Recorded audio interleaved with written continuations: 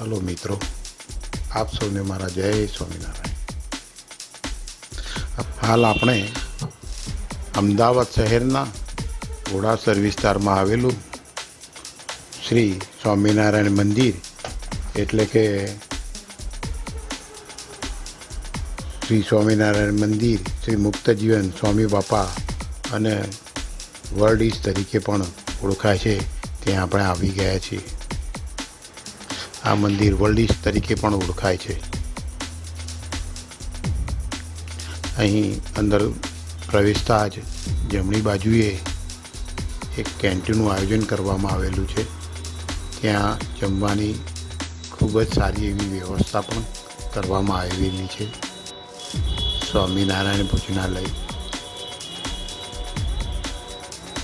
સવારે અને સાંજે અહીં જમવાનું આપવામાં આવે છે.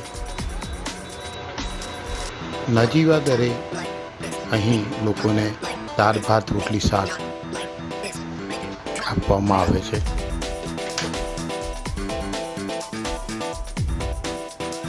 આ મંદિરમાં પ્રવેશતા જ તમને એક અદ્ભુત એવી શાંતિનો અનુભવ પ્રાપ્ત થશે.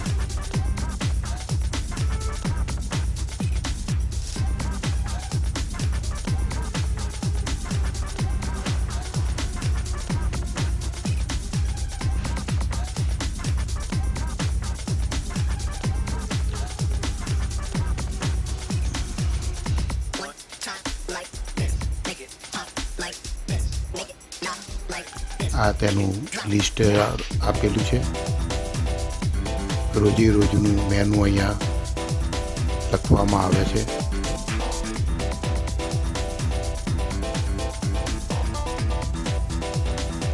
ગુજરાતી ફિક્સ થાળી ફક્ત 100 રૂપિયામાં આપવામાં આવે છે.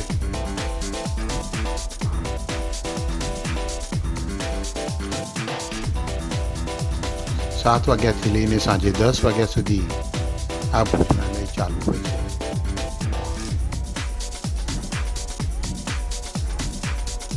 આમાં તમારે ટિફિનની વ્યવસ્થા કરવી હોય તો 10 રૂપિયા તમારે એક્સ્ટ્રા આપવાના હોય છે.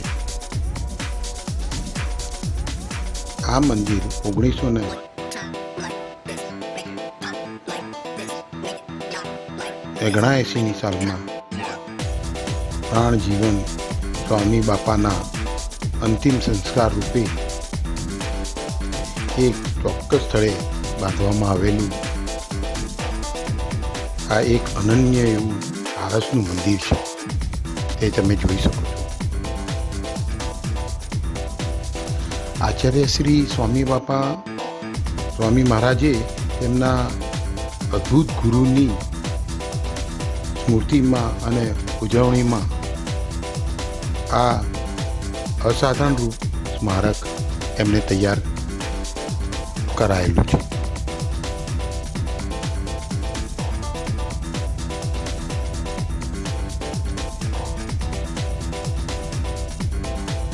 આ મંદિર સ્મૃતિ મંદિર એ સ્મૃતિ મંદિરના 11 વર્ષના અર્થાત પરિશ્રમનું એક આ ફળ છે. આ મંદિરને બનાવતા એમને 11 વર્ષ થયા હતા. મંદિરની ઊંચાઈ આ મંદિરની ઊંચાઈ જુઓ તો આશરે 102 ફૂટ જેટલી છે.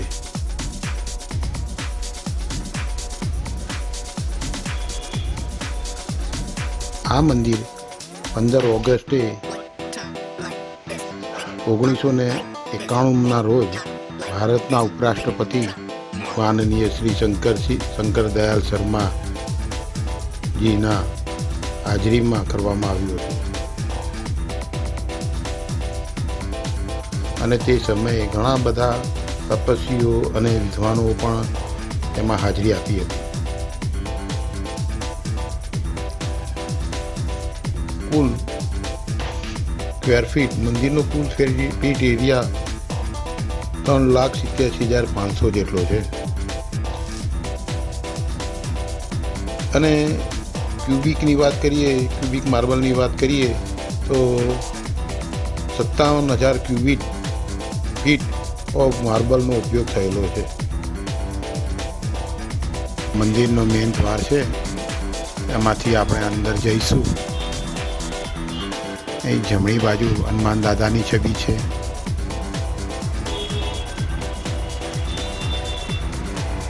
અહીં દરવાજાની સામે જ એનો મેઇન ગેટ આવેલો છે. ડાબી બાજુએ ગણપતિ દાદાની છબી રાખવામાં આવેલી છે. આપણે તેના દર્શન કરીને આગળ વધીશું. અહીં શ્રી સ્વામી બાપાની છબીના દર્શન કરી આપણે આગળ વધીશું.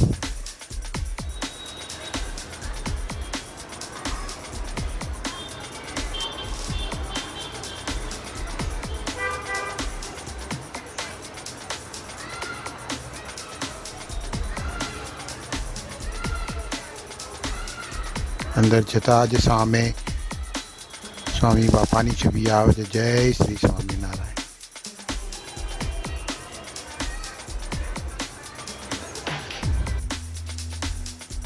આ સમગ્ર મંદિરમાં સંગમરમર એટલે કે આરસના પથ્થરમાંથી બનાવવામાં આવેલું આ મંદિર છે. સરસ મજાની કોતરણી, જો તો સરસ મજાની કોતરણી અને શિલ્પ કલા સાથે તૈયાર કરવામાં આવેલું છે. આ સ્વામી બાપાઓની શિલ્પ કલાકૃતિઓ આપણને જોવા મળે છે.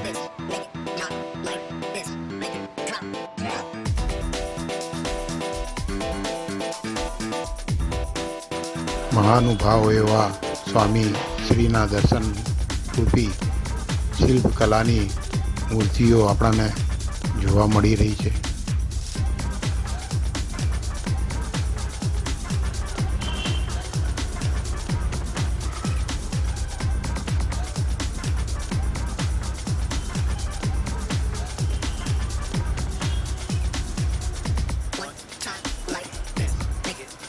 આ દરેક શિલ્પવિધિ ગુરુ સ્વામીની, એમના ગુરુજી અનુયાયીઓ કે જે મોટા વિદ્વાન મહાન પુરુષો બની ગયા તેમની છે.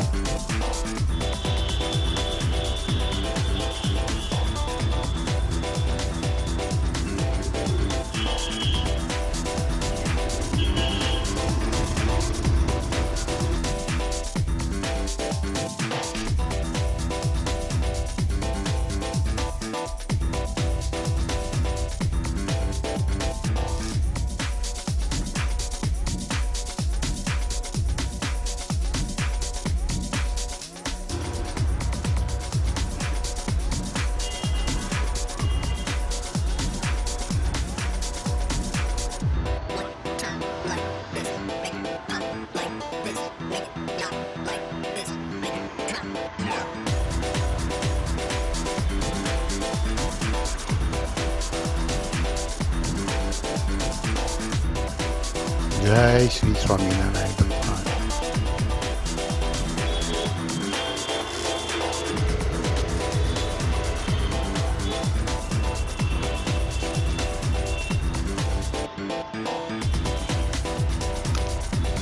હવે અહીંથી આપણે ઉપરની મંજિલ પર જવાનું રહેશે.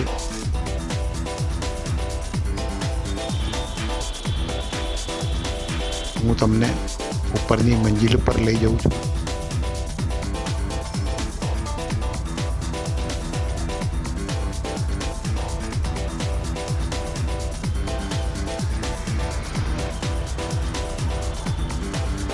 ઉપરના ખંડમાં બી કલાકૃતિઓનો ભંડાર છે. અહીં અચરજ પામે તેવી ભગવાન શ્રીની છબીઓ મૂકવામાં આવેલી છે, જે સંગમરમરથી બનાવવામાં આવેલી છે. આપ જુઓ, મુગ્ધ થઈ જાઓ તેવી આ છબીઓ છે.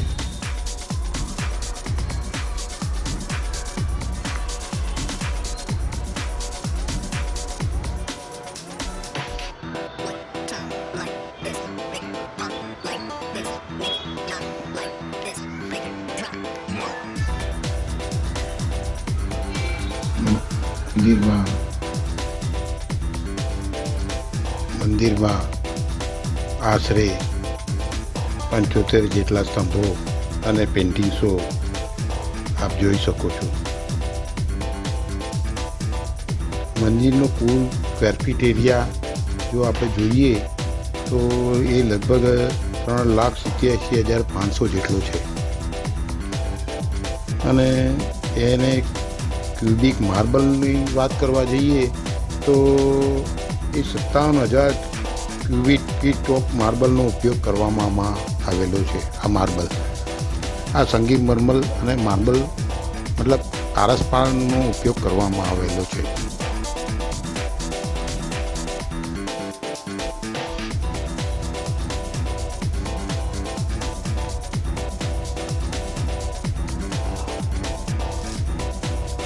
આ તમામ પ્રતિમાઓ સંગમરમરની બનાવવામાં આવેલી છે અને આ સ્તંભો લગભગ 72 થી 75 જેટલા આપણને જોવા મળશે. શિલ્પકલા બી આપણને ઘણી બધી જોવા મળે છે.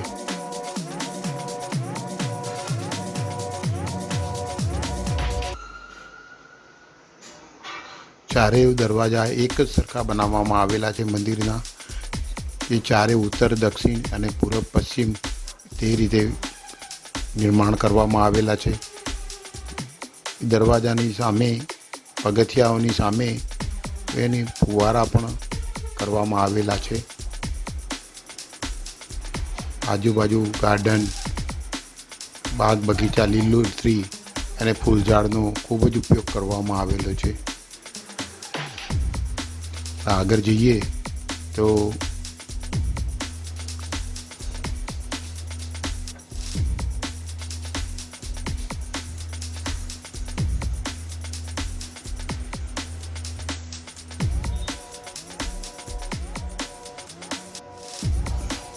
આ બીજો ગેટ આવ્યો, બીજા પગથિયા આવ્યા, એની સામે પણ એવી જ રીતના ફુવારા મૂકવામાં આવેલા છે.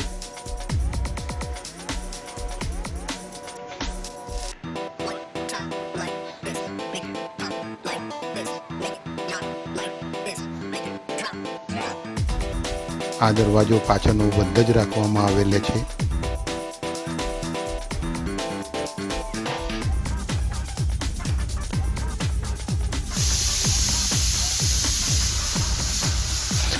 આ બધા ફુવારા શનિવાર અને રવિવારે ચાલુ કરવામાં આવે છે. જ્યારે પબ્લિકનો ઘસારો વધારે હોય એ સમયે આ ફુવારા ચાલુ કરવામાં આવે છે. આ એનો ત્રીજો દ્વાર છે એવો મંદિરનો, જે તમને ગોળ ફરતે બતાવી રહ્યો છું. આ સામે તમને જે દેખાય છે તે શ્રી પુરુષોત્તમ પ્રિય સ્વામી મહારાજનું સમાધિ સ્થાન બનાવેલું છે. આ જોયું તે.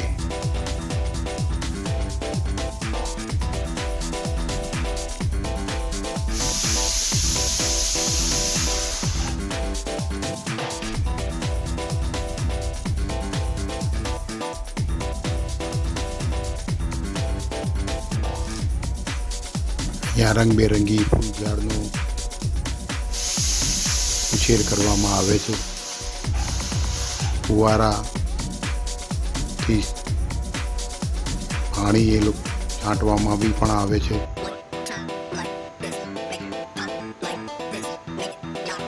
ગાર્ડનની અંદર પ્રવેશ કરવા દેવામાં આવતો નથી.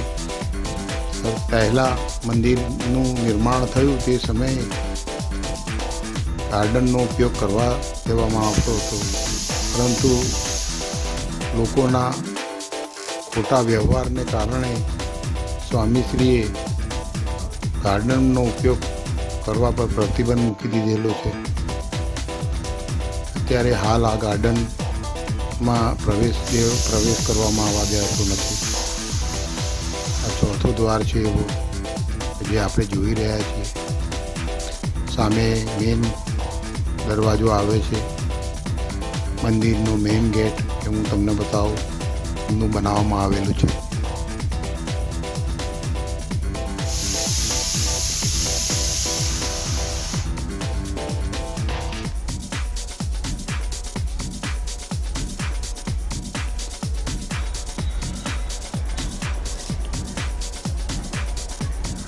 આ મંદિર સંગેમરમર એટલે કે આરસના પથ્થરમાંથી બનાવવામાં આવેલું છે. સરસ મજાની કોતરણી અને આ શિલ્પકલા સાથે તૈયાર કરવામાં આવેલું આ એક મંદિર છે.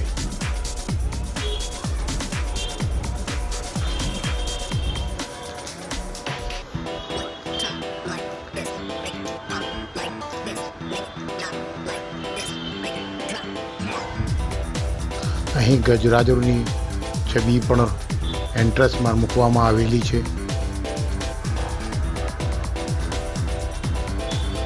ગાર્ડનનો ખૂબ જ સારી રીતે એનું ધ્યાન રાખવામાં આવે છે.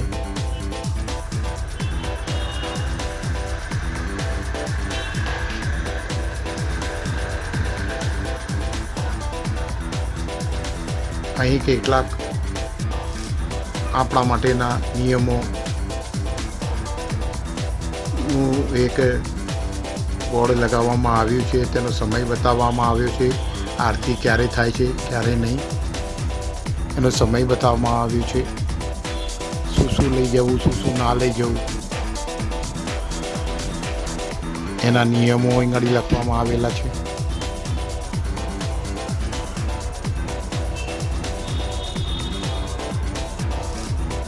ચલો હું તમને આપણે જે જોયું તેનું મેપ મતલબ કે હું તમને એનો નકશો બતાવી દઉં, જેથી કરીને આપને તુરંત માર્ગદર્શન થઈ જાય કે આપણે કઈ રીતની પ્રતિમા જોઈ છે. આ તેનો મેપ છે જે ઉપરથી લઈને નીચે સુધીનો 4 ભાગમાં વહેંચેલો છે. 4 પગથિયા, 4 સાઈડો છે. સાઈડમાં એક ગાર્ડન આપવામાં આવેલું છે.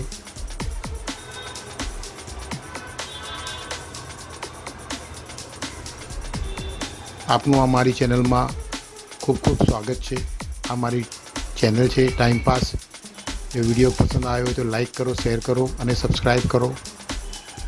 જય શ્રી સ્વામિનારાયણ ભગવાન કી જય.